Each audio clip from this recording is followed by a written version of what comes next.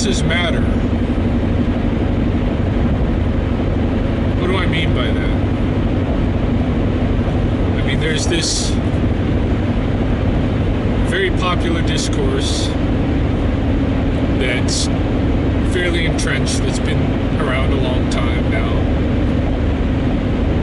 that tells us that we shouldn't judge a book by its cover, that beauty is skin deep, these kind of things. But I want to call that to question for a minute. Well, more than a minute. I want to call it to question in general. Because when I really consider the matter, I think that appearances do make a difference. That you can read things in appearances that are very important. And what brought this thought to mind for me was over the weekend, there was an actor, a movie actor who died. He's very recognizable. I've seen him in a lot of films, but I didn't know his name until this weekend. And I noticed on my Facebook news feed, there were a lot of people commenting in grief or in solidarity with this person's family and this kind of thing, that it was so sad that he died. He died of a drug overdose. And not too surprisingly, the characters that he played were often very shifty, untrustworthy, possibly sociopathic, potentially violent people. His physical appearance was bloated. His face was swollen. He was often looked like sweaty and clammy, and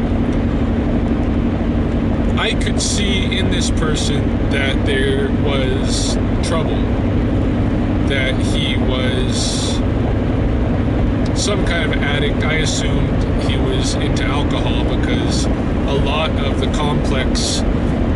the physical complex that I was seeing is something that I associate with somebody who is severely alcoholic, or I don't even want to use that term alcoholic, but he just drinks so much that it's affecting his physical appearance like this.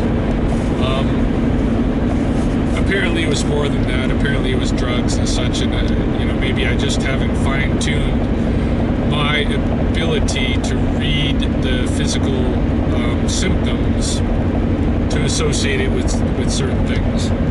Any case, this guy overdosed and died, and I was seeing a lot of things on my Facebook news feed, and I decided to post about how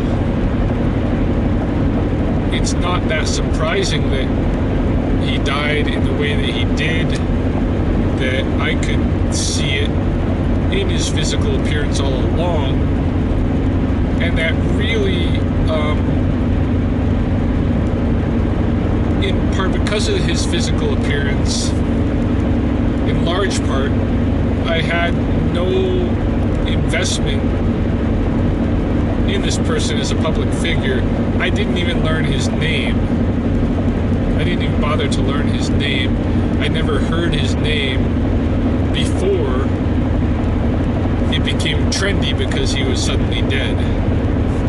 And the post was meant as a social commentary about the people who were celebrating this person now that he's dead, when in the 7+ years that I've been on Facebook, I'd never seen anybody post anything about this person ever before. And, this is the thing that happened. It's a weird thing. The really mainstream Western society really needs to be thoroughly analyzed for its understanding that's grappling with death. There is a strange death complex in Western society that I have yet to fully come to appreciate myself. All I know is that it is highly bizarre the way, in contrast to other cultures, the way that Western society responds to death is very, very different. And one aspect of this is the popular response of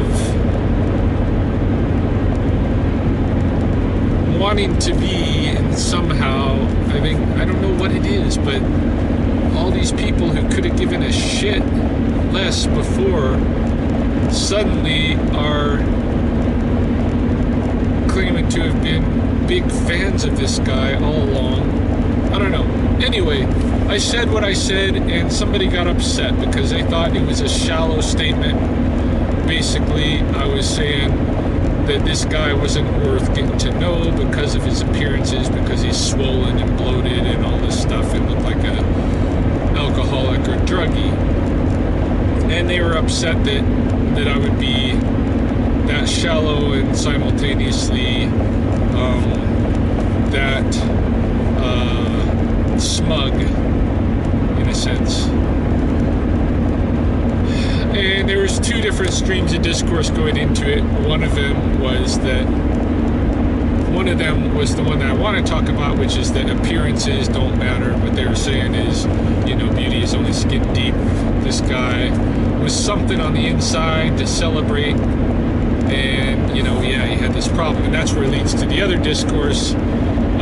That the other discourse is everybody has problems, and you shouldn't be all smug and pointing out somebody's problems and acting like you don't have your own and this kind of thing. That we've all got demons that we're wrestling with. Blah, blah, blah. Anyway. However true these two streams of discourse may be, they both got their benefits. Alright? They both got aspects of truth to them.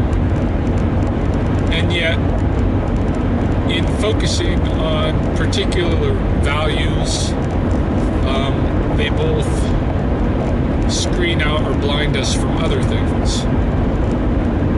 And I'll give an example. I'm going to give an example from my own life. Alright, my experience with how appearances matter. Growing up, I was not a fine human specimen. I wore thick glasses because I couldn't see very well. I had snaggly teeth, and I had to wear braces for 4 years to straighten my snaggly teeth. I wore homemade clothes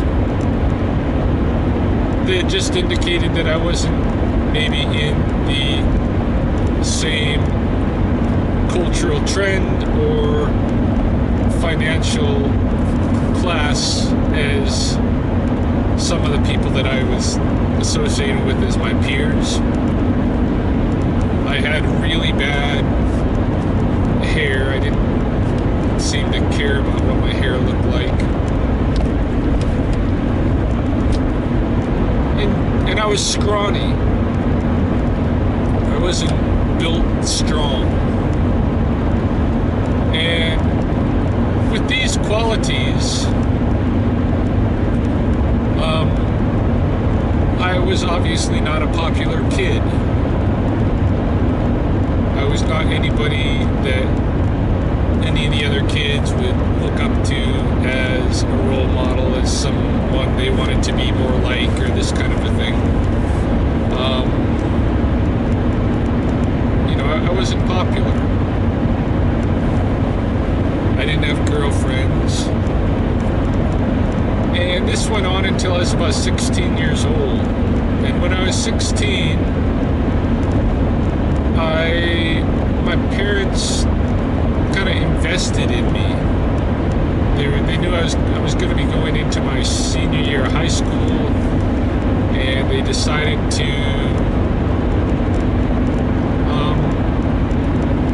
give me some things, some tools and stuff to use to make my senior year enjoyable. It was kind of like a reward for making it to the end of primary school. That's how it was kind of almost like that's how it was put out there. But all right, so what did they do for me? They bought me contact lenses, so I didn't have to wear glasses anymore. I had my braces removed, and my teeth were straight. They'd been invested in that for 4 years. It cost my parents a lot of money to make my teeth straight.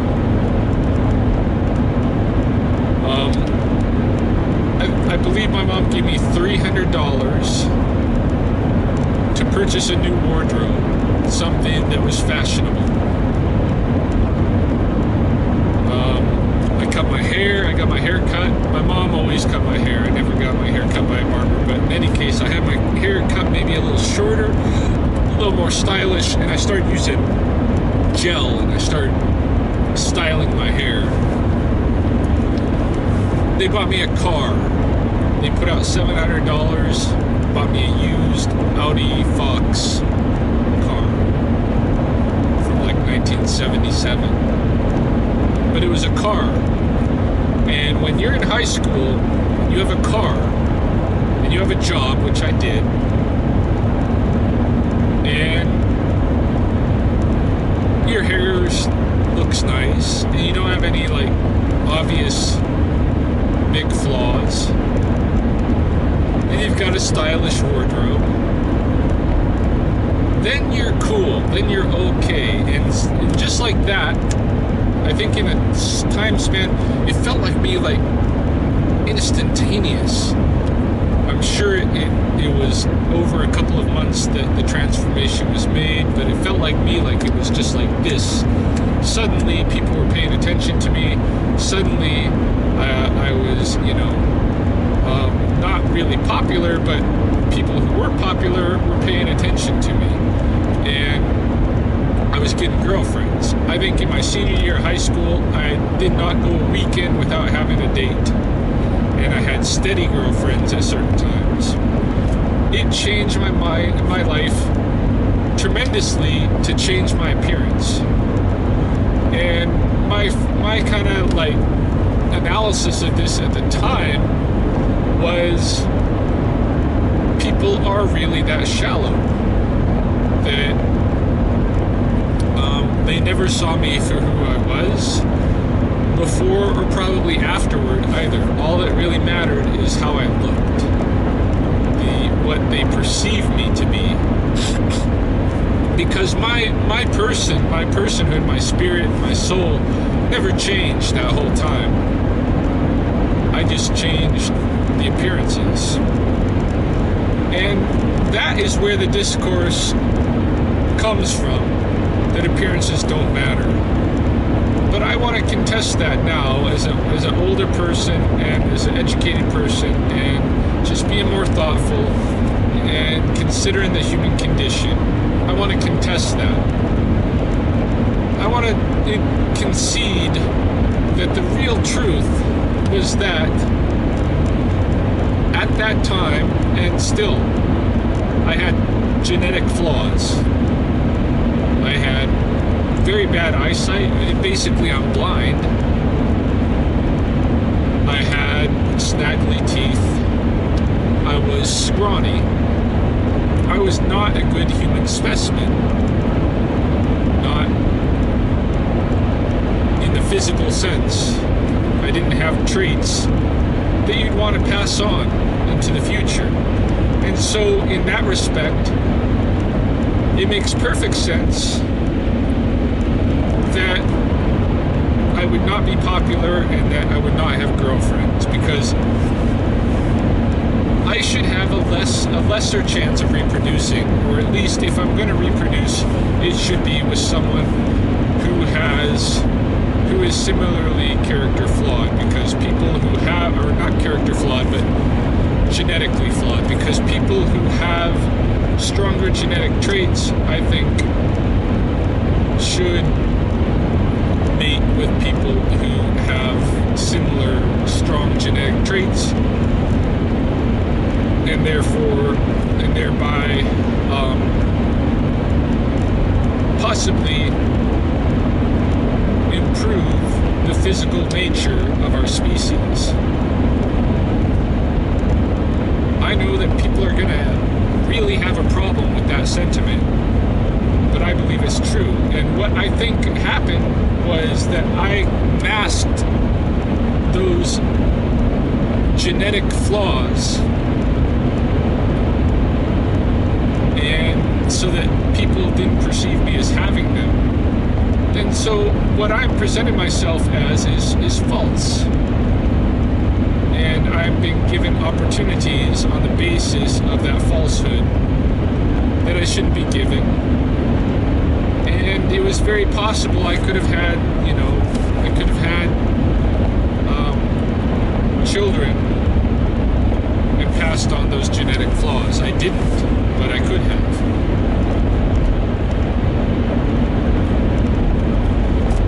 Similarly, with the other aspects of my physical appearance, buying a wardrobe for $300 and passing myself off as someone of the same or similar financial class, economic class as the others, was also a false representation. Styling my hair. It's all false representation. Women are experts at this. Women will spend hours in front of a mirror making themselves up to be presentable in certain ways. They always have the question, does this look good? Does their wardrobe, does something match something else? Does it look okay? They are highly on to this thing about appearances, and because really they are the ones that most, I think, drive that future for our species. They are most at the wheel, and they are very, very keen and aware, even though in a subconscious way, that appearances matter extremely. And they just don't matter for petty reasons, but they matter because if we don't pay attention to the appearances, then we weaken our species. Really, and that is what we're doing when we're masking, when we're hiding our actual phenotype and our economic class, when we are using trickery to hide who we actually are in that sense, then we are weakening our species. And I can see that our species is becoming weaker, physically weaker, intellectually weaker, culturally weaker, in all kinds of ways. We are dumbing down over the generations. And I am not outside of that. I am representative of that dumbing down.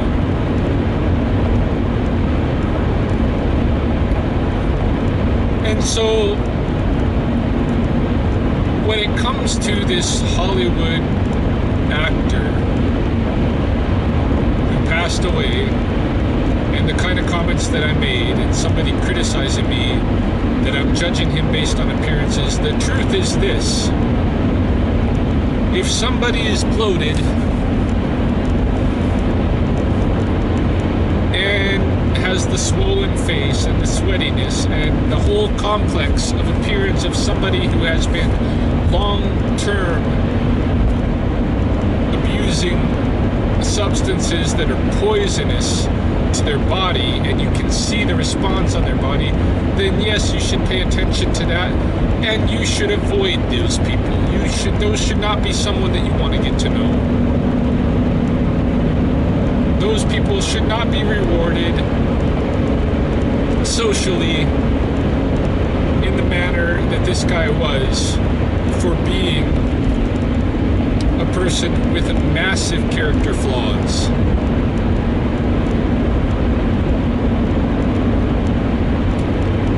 This guy basically made a living, and a very good living, better than I'm making as an educator. He made a living for being a drug addict. That is what our society has become. That is the kind of shit that we're celebrating. And I see that as highly problematic. I believe that we should train ourselves diligently to read the phenotypical characteristics of those around us, and to respond to those people accordingly, in the sense that we should be aiming toward improvement of our species. This may mean that I myself am socially shunned, as I actually have been, and I embrace that, because who I am in the genotype sense is not who I am, does not carry characteristics that I hope that our future generations have to carry. I wish we could weed out the blindness. I wish we could weed out the physically inept, the weak. I also wish we could weed out the unintelligent. And a lot of people accredit me with having a lot of intelligence. I've even been called a genius. Some of that may be true. And if it is, then, to that extent, I would hope that would be recognized and celebrated. But it may not be true. And me, myself, I don't feel that it is. I don't feel like a genius. I don't feel like I pay enough attention to things. I don't feel like I'm enough aware of things. I do, however, feel that in relation to many of my peers, I am definitely genius in that respect, in relation to a lot of the people that I come into contact with. I am far more thoughtful and intelligent than they are. But I have, on occasion, come into contact with people that are way beyond me in this respect. And so I know that, and I feel it all the time, that I am not that complex a thinker myself, as compared to what we should be, what our real potential is as human beings. So I support maximizing the potential of the human being. I support it in terms of making us stronger, faster, more agile, more flexible, more intelligent, more closely related to the natural environment that we inhabit, more closely in tune with nature. There's all kinds of scales on which I think that we have, and we are fostering serious deficits. And when it comes to appearances, I think they do matter, because I think that your body